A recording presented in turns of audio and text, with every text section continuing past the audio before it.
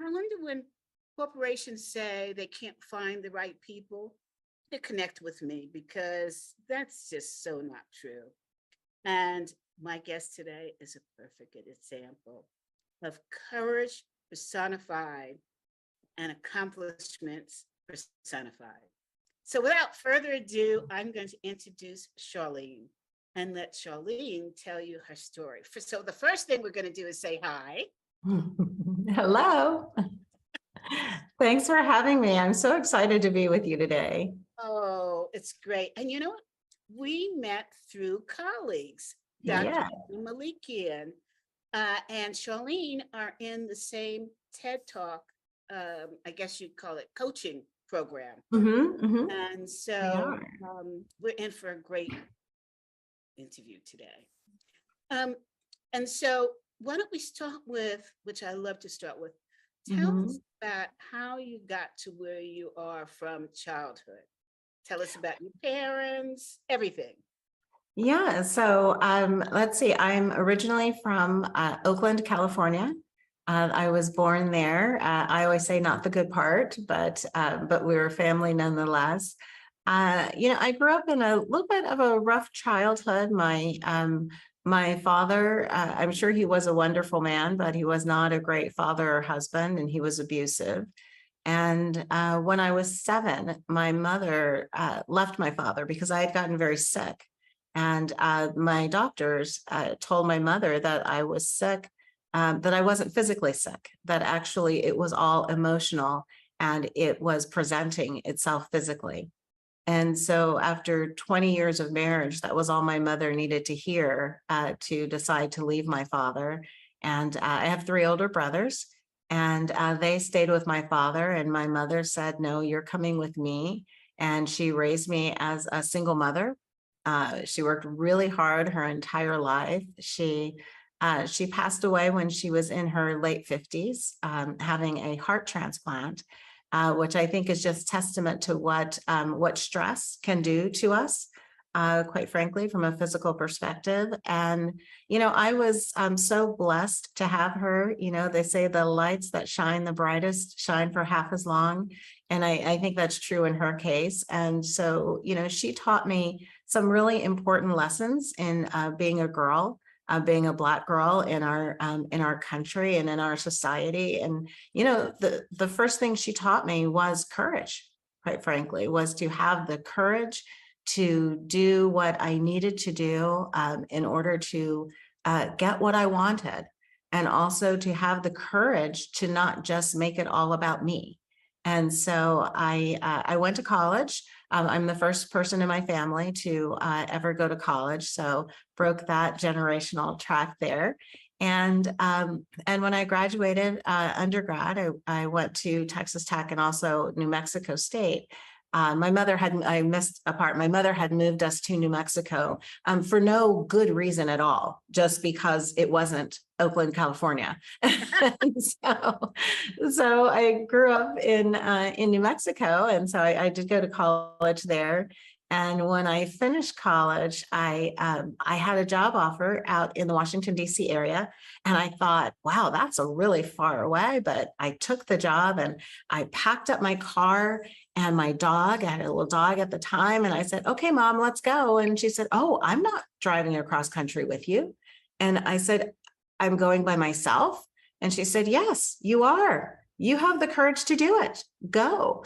And so I drove across country by myself. And these were not in the days where you had GPS. These were the days where you pulled out your paper map, right, to chart your way, and you made a highlight, line across your route before you left. And and I started in the corporate world and realized early on that there were not a lot of people who looked like me, and that I was going to have to dig deep for some strength and courage and resilience and all those things that go with it. And along the way, through hard work, but not just hard work, because we all know it takes more than that. I met some wonderful people. I've had great mentors and even better champions who helped me rise through the ranks in the corporate world.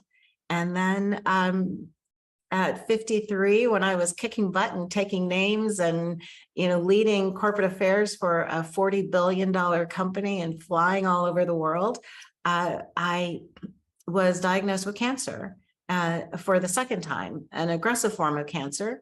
And once I went through what I thought was going to be a 7-month journey that turned into an almost 5-year battle. And when I've always been one of those people, and this is also something that I learned from my mother, is that if something bad happens to you, you have a responsibility to turn it into something good for others.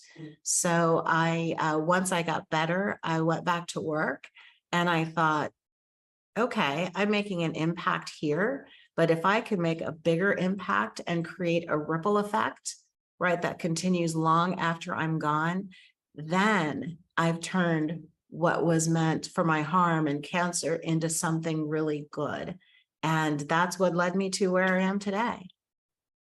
Wow. That's a Okay. lot, I know.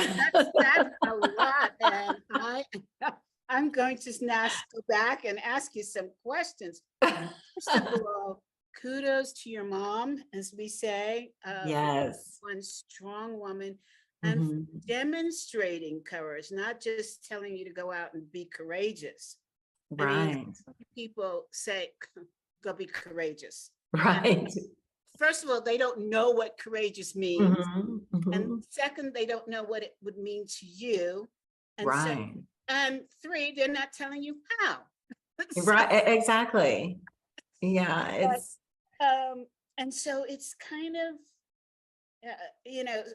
you're sort of left in the wind, right?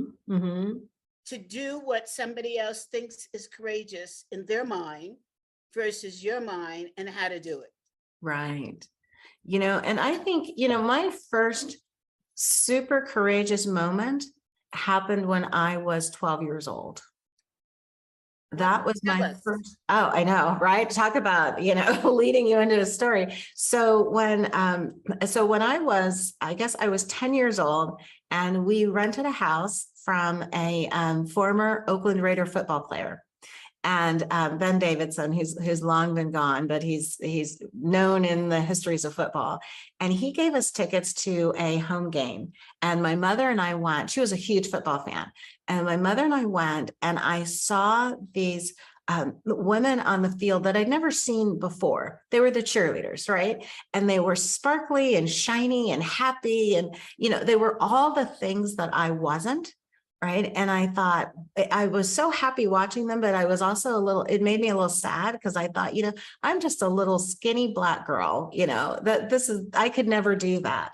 But then while I was watching them, I thought, yeah, maybe I can. And when I turned 12, so I was 10 at the time, when I turned 12, I started junior high school, and they had cheerleader tryouts. And, I decided to try out. I said, okay, I don't know what I'm doing, but I'm going to try out. And I did. And I made it as the 4th alternate, right? So think about that, the 4th alternate. It's like, what is that? Anyway, you're never going to get on that field. And so I thought, well, okay, that just went up in smoke. But then the sponsor, they weren't coaches at that time, the sponsor moved me up and put me on the team. And I asked her why, because, in your 12-year-old innocence, I said, but I know math, right? That some people had to leave the team in order for me to get on the team. And she said to me, CB, she said, Charlene, you're talented and you're a nice little girl, but you're Black. And I thought you'd be a troublemaker. So I didn't want you on the team. But now that I've seen you in class, you're nice and you're a sweet little girl. So I now want you on the team. And I think that was my first courageous moment, because my first thought was to be hurt and to be angry, right? And to really start to try to figure out what was the deal here going on. And my teacher, she was the sponsor. She wasn't Black. And I thought, and I can only say that it must have come from my mother, is that I'm going to turn this into something positive.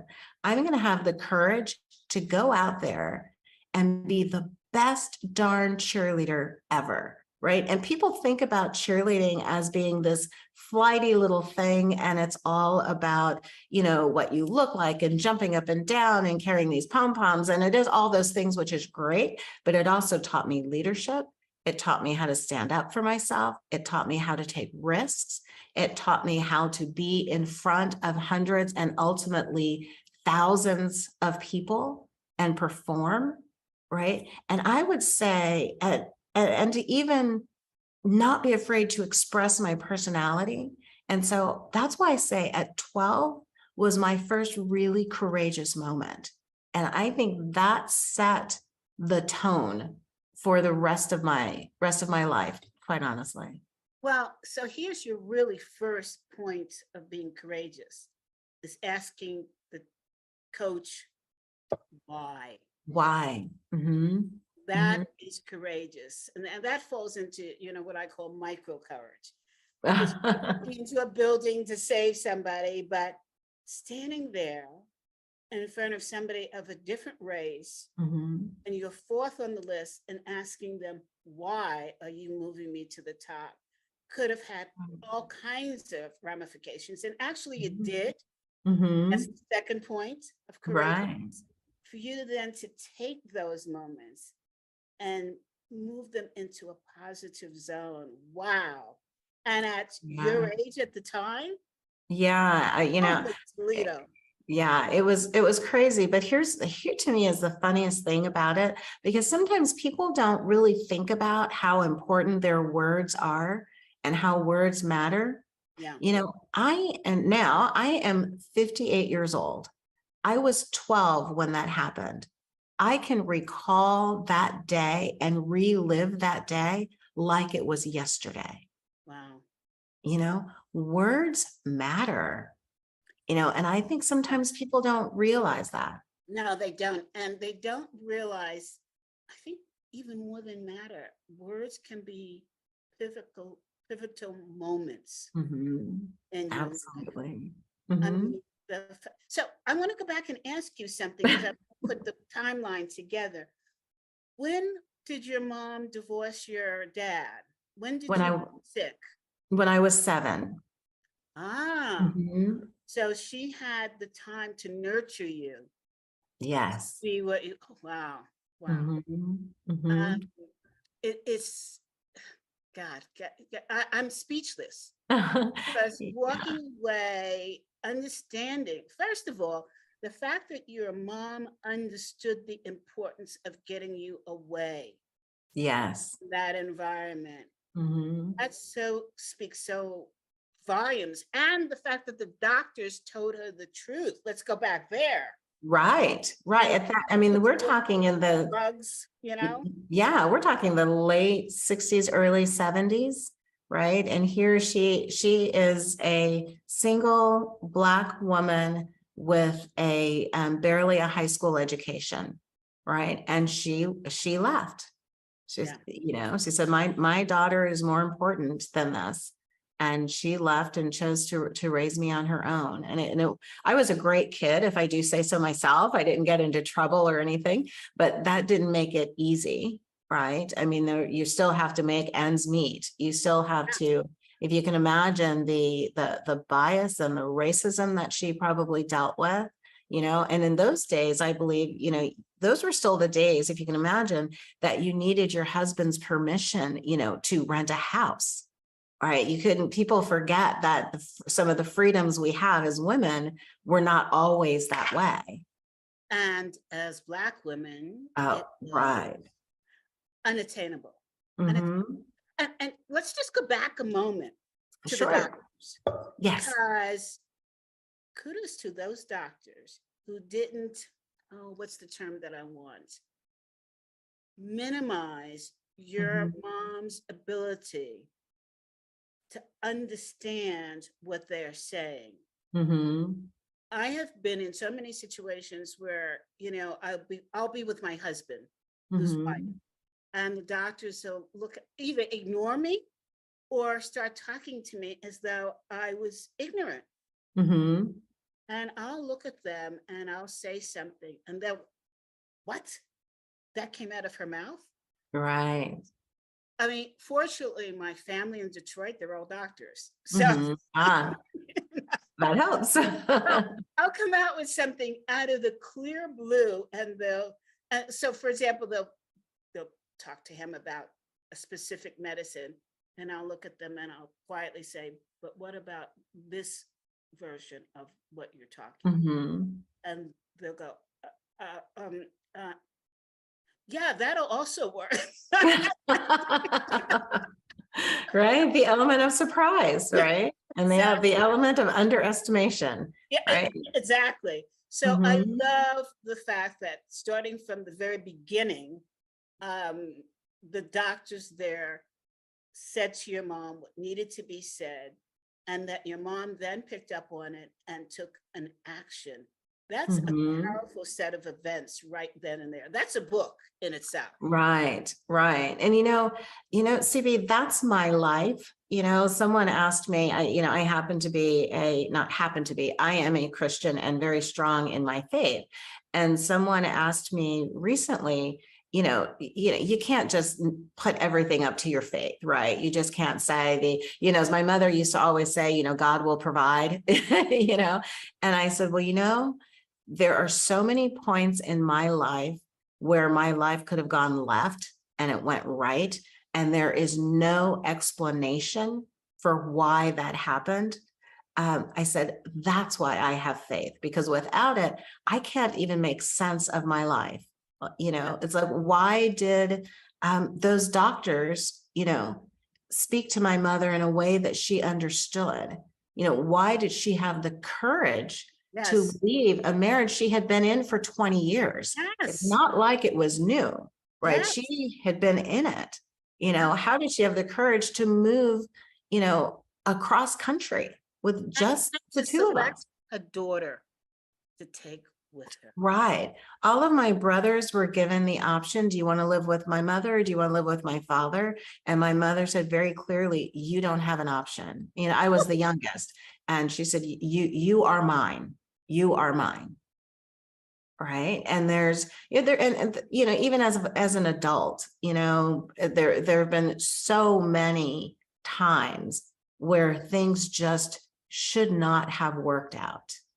And they did, and to me, a lot of it to me may sound kind of woo woo to some people, but it's my mother watching over me. Oh, I for am sure, her, I am her living legacy, and I don't take that lightly, not on for any given sure, day. for sure. I, Yeah. yeah, I'm the same way, you know.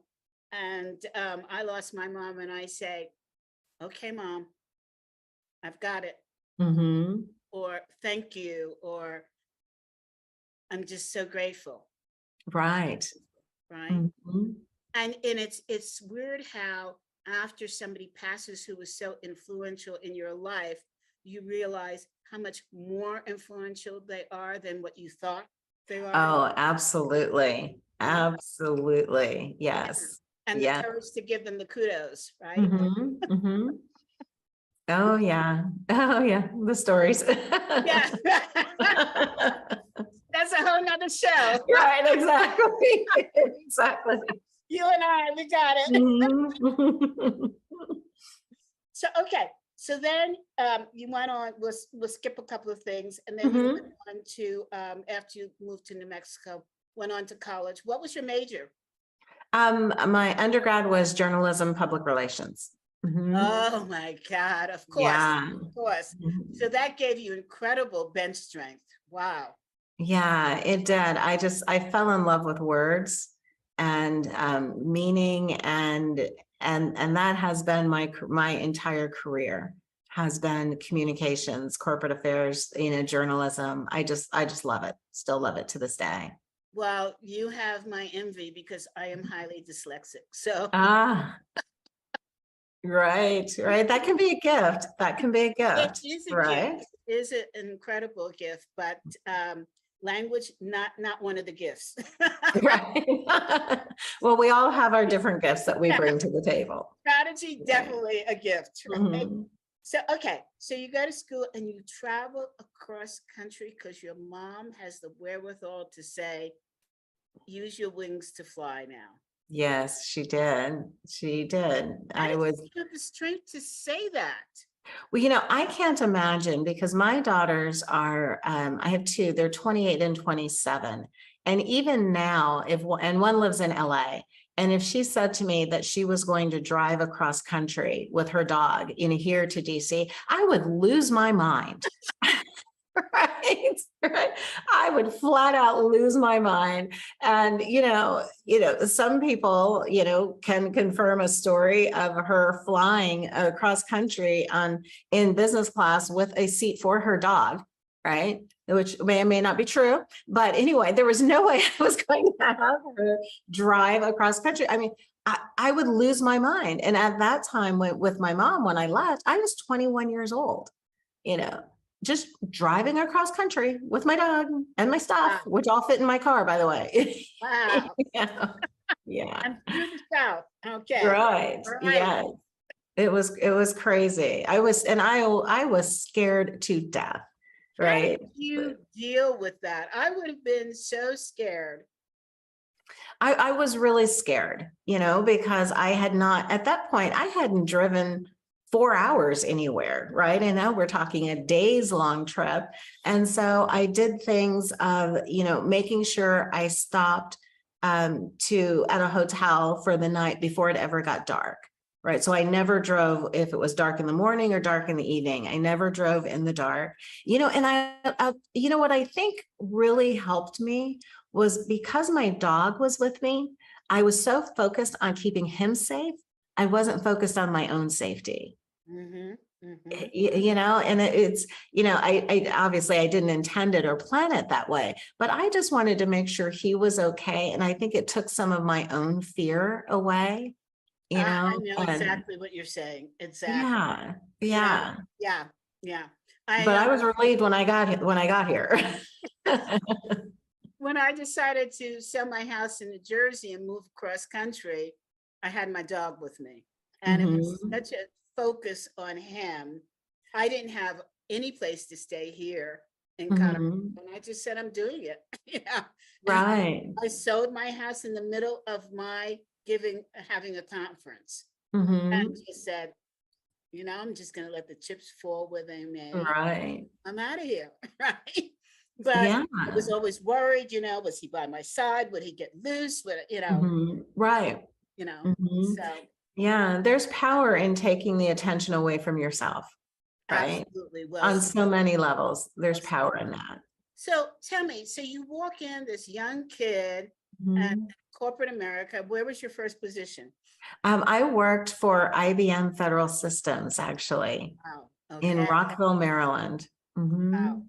All right. And you mentioned that moving up, Mhm. you had great mentors and supporters. Mhm. How did you know as a young Black woman, first job, how to unmask this kind of following? Oh, I didn't. I had no idea. When you start a new job, everybody gives you pretty much a version of the same advice, right? Go in, put your head down, work really hard, and someone's going to notice, right? They're going to pluck you out of obscurity and you're going to have this great career. So Yeah. that was the advice I was Yeah, given, right. right? So to everybody listening, that's the worst career advice ever, right? Yeah. It just doesn't work that way. I went in, I put my head down, I looked up, and I realized the people who didn't put their heads down, but started talking to people and making sure that, that their successes were known, were rising faster than I was. Well, actually, they were rising. I wasn't rising at all. Yeah, you and I had the same So, experience. Yeah. right. Yeah, it wasn't a race because I wasn't moving. Right. Yes. And so, as I only stayed there for a year. Because in all of my wisdom of 22 years old at the time, I thought, oh my gosh, these people could never work anywhere else. They only know how to work here. I didn't know how right I was because those were the days of the IBMers kind of, Yeah.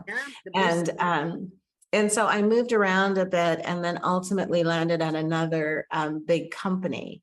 And, and throughout throughout that time, I started to understand what it looked like when I was being treated differently. You know, I started to understand what it looked like when I was not being listened to or spoken over, you know, because in those days we respected the hierarchy, right? You knew your place and you did what was asked of you. You didn't step out too far. But I just started noticing how that was working against me. Not, I'm sorry to interrupt you, but no. I want to know, because I went through the same thing. How did you get this awareness? What made you, what are Mhm. the alarms, other than people getting promoted? What was it? What triggered you to understand what was going on? It was, making friends at work, friends who didn't look like me because there weren't people who looked like me, and just asking questions and listening to what was happening with them versus what was happening with me. I started paying attention to meetings that I wasn't invited to, that given my expertise, I thought I should have been. I started noticing people talking over me, or for me, giving my ideas, but taking the credit, because when I said it, nobody heard it, Yes. right? Yeah. And then just being kind of flat out ignored, like walking into a room and people behaving as though you're not even there, right? Absolutely. Okay. And Now the key that I want to ask you is, what did you start doing to make a change? I started, well, one, I really worked on my courage, right? Because it takes some courage to speak up. And I started saying things in meetings like, I'm sorry, I wasn't finished with my point. Can I finish my point? Right. And I do it in just the same voice. I wasn't trying to be combative or anything, and then I'd get up the nerve to ask my boss, why is there a reason I wasn't invited to that meeting since I'm the one working on this project? And I always came at it from a point of curiosity, at least from their point of view, right? Love this. And it's kind of that saying of you can get mad or you can get even, right? Yes. Yes. Right. And so for me, it was, I wasn't going to get mad and, getting even, that's not my job, that's God's job, but I could at I least love that expression. I've never heard of it before. Oh, really? But I figured I could just start to, I tell my girls every day that I tell them that every day you're teaching people how to treat you, right? And so while I didn't have those words at the time, I just slowly started understanding that that every day you're teaching people how to treat you. And and now talking about it now talking about it, it seems like, oh yeah, it was so easy. I just decided to stand up for myself and speak my mind and this and that. It took me 20 years to speak my mind, right?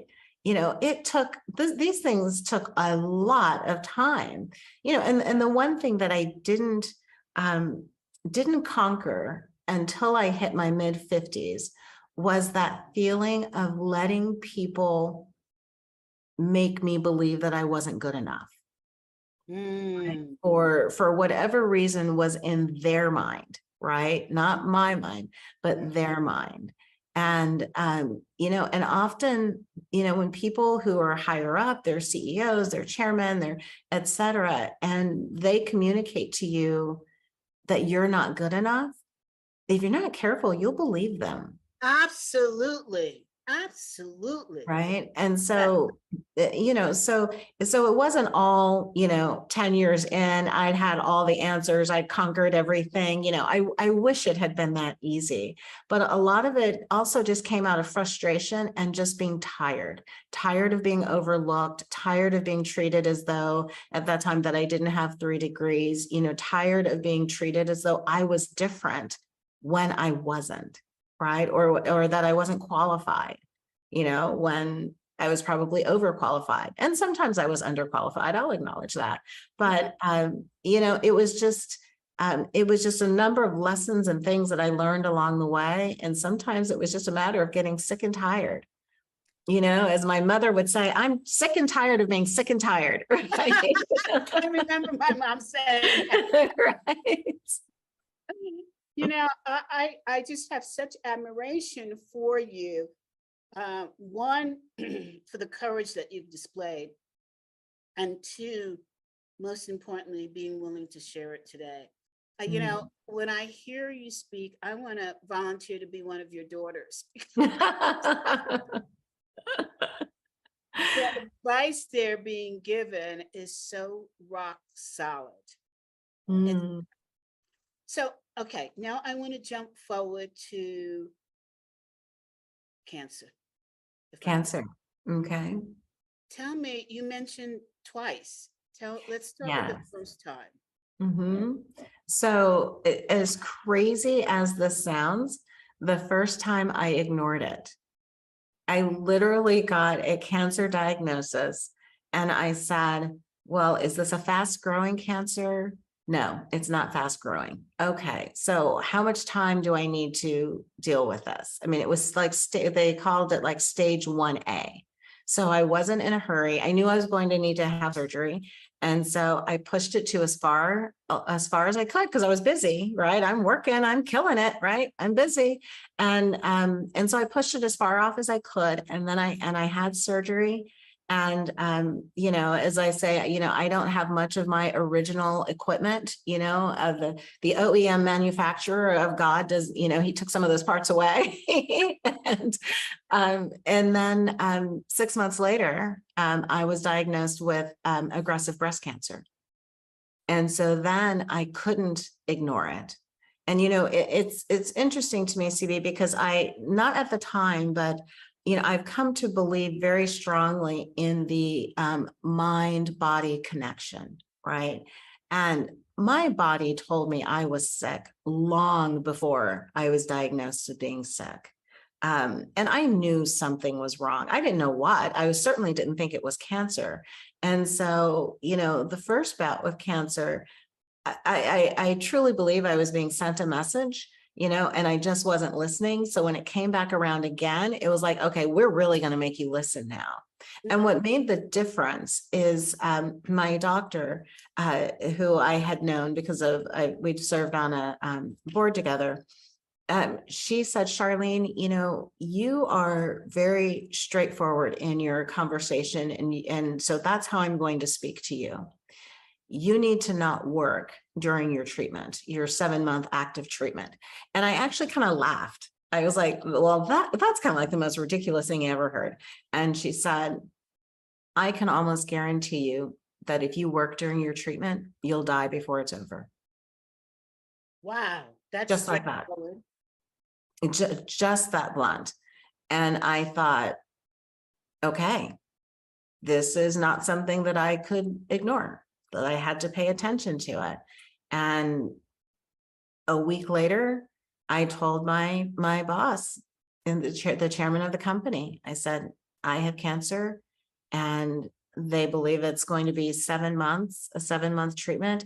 And I need to take off work and I'm leaving next month.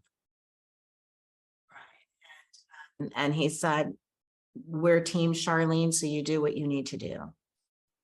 And that started just an incredible, you know, journey. People always call it, myself included, the cancer journey. You know, journey implies that you're having some fun, right?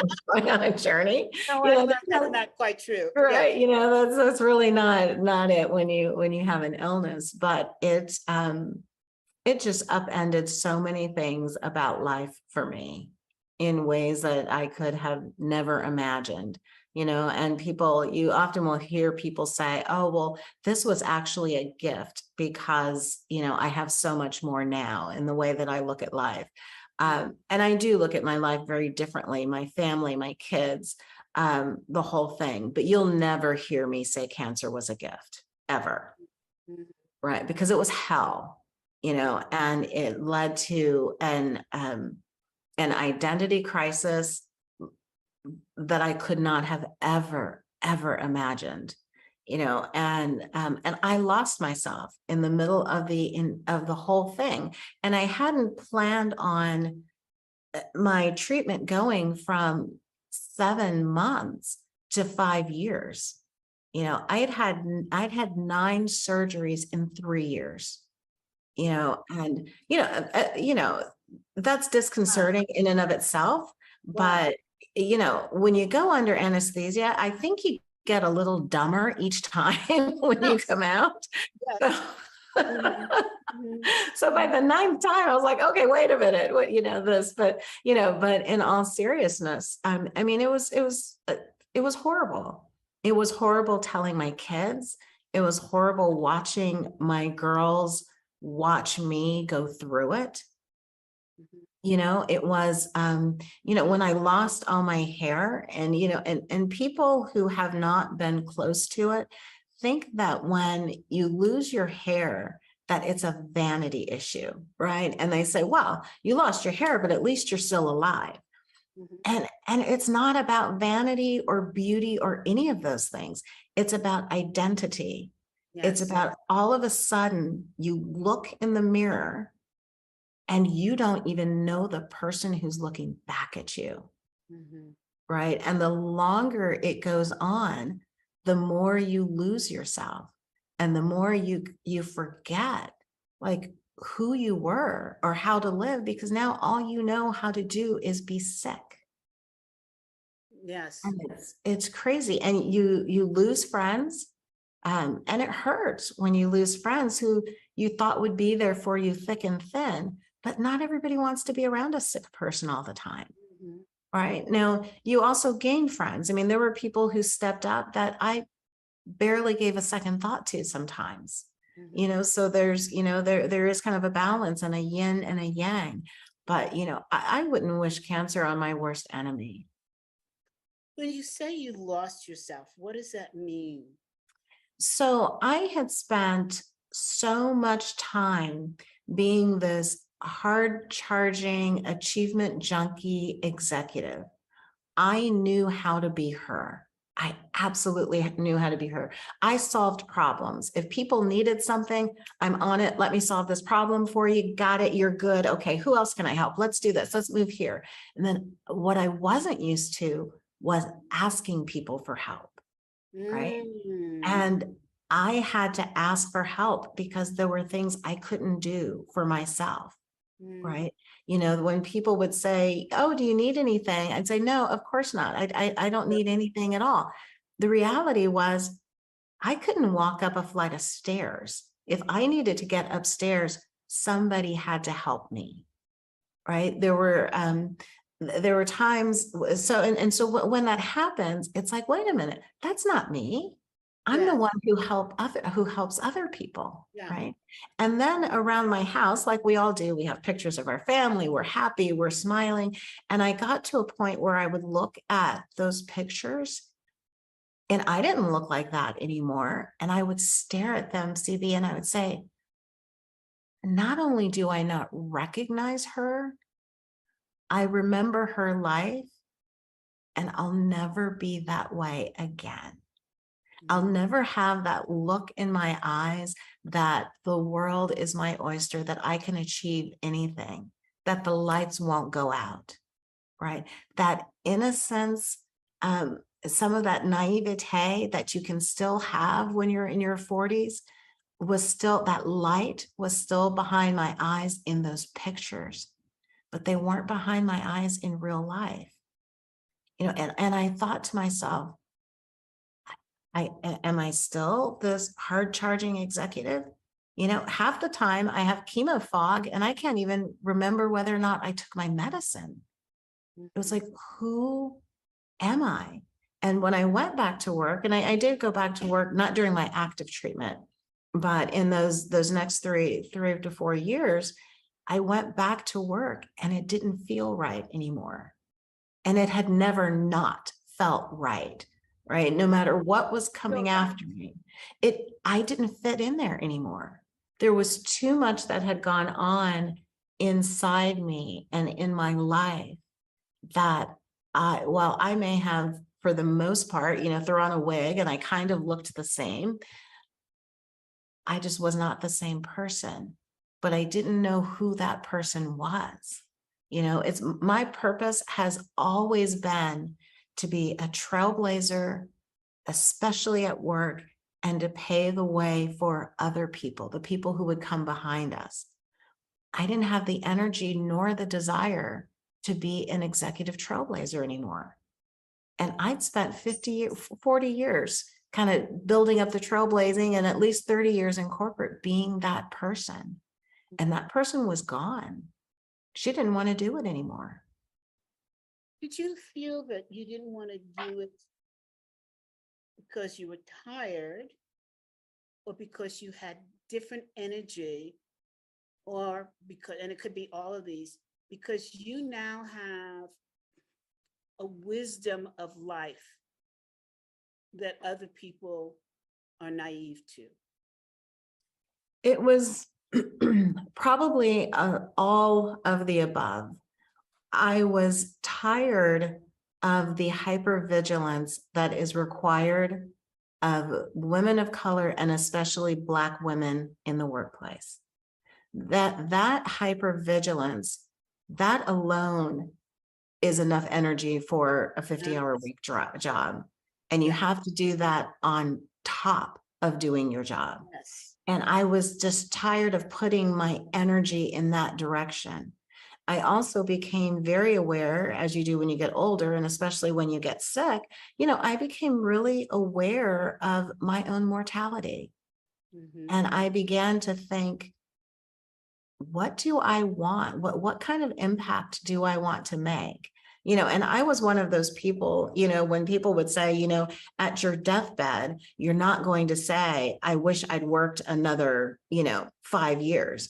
And I would say to myself, oh no, I am that person. I would say that because that's how much work defined me. But then I became really aware of my own mortality, because I nearly died a couple of times during my treatment, and I was very aware of the fact that I might die in those times. And so then it became, I'm my mother's living legacy. What kind of impact do I want to make on the world? Right. And it doesn't mean that I want to go out and touch, millions of people, but if I can do things that create that ripple effect, then I am touching those millions of people. And I found that by, every time I have a speaking engagement, and I say my little prayer and my intention before it, my intention is always, let me please touch and change one person's life in this room. Because if I can change one person or one leader, then they change the people that they come in contact with. And it creates, as I meant, that ripple effect. So I just had a whole different view on what my purpose of being on this earth was. Well, it's an interesting conversation because when you were, in fact, a trailblazer, you were doing it to make a difference and to help people. Now you're still making a difference and helping people. So you're doing the same thing, but the meaning has shifted. Right. If that makes sense to you. Oh, no, it makes perfect sense. Two things have shifted. The meaning, right? And the meaning is so much more personal and real and valuable to me. And I'm doing it for a whole lot less money because I'm not getting that executive paycheck. So those are the two biggies, right? The meaning and the value and the sense of purpose and really feeling that every day is really, you can't put a price tag on that, but it's. Yeah, the other thing that happens is you really start to value what's important. And what's important has changed. Right. Yeah, oh, absolutely. And I will say that, you know, there are people who I love dearly that I excised out of my life. They brought bad energy into my life. Mhm. They were somehow in my way, you know, of me being able to make a difference or whatever it is. And I really started thinking about, you know, is this friendship serving me or am Yes. I serving this friendship? And if so, to what extent and to what purpose, to what end? Right. Mhm. And I really adopted, you know, much to the dismay of my husband, you know, I adopted a view of, you know, I pretty much don't do anything I don't want to do, you know, with my time. Yes. Right. It's like this is my time. And, you know, I'm not wasting it. I am not going to waste a minute of it. Mhm. I Right. understand that. And audience, let's be clear. We're not talking about a choice of washing the dishes Right. Right. or doing the laundry. Yeah. You can outsource that stuff. Mhm. No, we're talking about time to be, time to be Mhm. with others, time to be with yourself, choosing who to be with, when to be. Right. We're talking about taking the time. Mhm. Absolutely.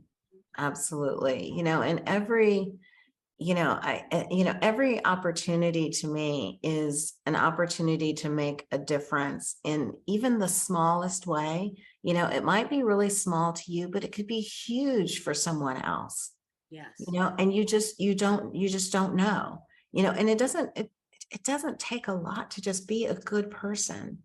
You know, I really, hold that close to me is, you know, am I being good? Am I being a good person? You know, and would so and so believe that I'm treating them like a good person will? And it sounds so simple, but you know, It's hard. sometimes, yeah, right. You know, yeah. Let me just say Not the that. mic. It's hard. You're right, right. And I just, you know, I don't know. Like I said, I would never say that cancer is a gift, but I will absolutely 100% say that I'm a better person on the other side of it. I understand what you're saying. You know, I've known quite a few people with cancer, and everybody, everybody says the same thing, Mm-hmm. you know. Mm-hmm. And ironically, I'm hearing that same thing with COVID survivors. I believe it. I believe it. You know, and I'm a COVID survivor twice and a long. Mm-hmm. So I'm getting your energy here. Mm-hmm. Mm-hmm. It makes you view the world very differently. And when you're faced with your own mortality, that's one hell of a scary thing. It really is. And you can't, you can't really explain it to And you people can't until you ignore go it. through it. Yeah, Right, can't right, ignore it. right. Like, Well, whoa, we're also glad you're still here. thank So you. make And sure you same here. know that. Same here. Yeah, Yeah. You know, and the chemo fog is not unlike the COVID fog. I've heard that. Yeah. I have heard that. And Yeah. that's scary because you sit here and you think, am I experiencing early Alzheimer's or what the heck Hmm. is going on? That, Right. you know, I'm not programmed the way it Hmm. was. Right. Yeah. Right. And you start to, you can actually, you notice it, you know, like I said, I have a love affair with words, right? And I'm always doing things to build my vocabulary. So at any time when I can't grasp a simple word, I think last week it was altruism. When my daughter and we were talking, and I was like, "What is that word? It starts with an Yes. A. What is that word?" Yes. You know, and it scares you. You're And like, it's frustrating as hell. Right. It's like, where is this coming from? Is this a signal of something else? Am I tired? And then I start kind of doing my body scan. Am I taking care of myself? What am I doing? Am I running myself ragged? But all of those things that take you away from a little bit of who you are, are very frightening. And the triggers. Mhm. Triggers it. I found for myself that stress will trigger it because I've thought, it's gone away. It's no longer here. Mhm. Then I'll be in a stressful situation and it'll happen. And in fact, I think I'm just realizing it now that I'm talking to you. Oh, thank you, doctor. Of course, you're welcome. You're welcome. And I won't even send you a bill. How's that? Okay, good.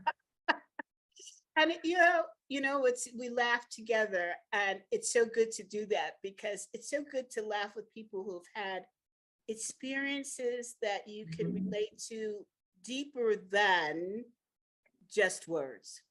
Right.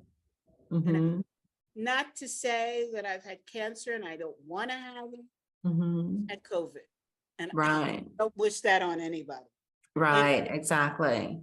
So, yeah. Now tell us, with your new knowledge, your additional heart towards people and things, what are you doing? Wow. Well, it certainly has changed the way I relate to people. I'm going to start there because everybody has a story, right? And sometimes we forget that. We see people, we make assumptions, and we don't like the way people behave. Everyone has a story, and it's worth asking them, hey, what's your story? I don't want to just say, hi, how are you? And you say, I'm fine, and we move on. Let's sit down and have a conversation. I want to hear your story.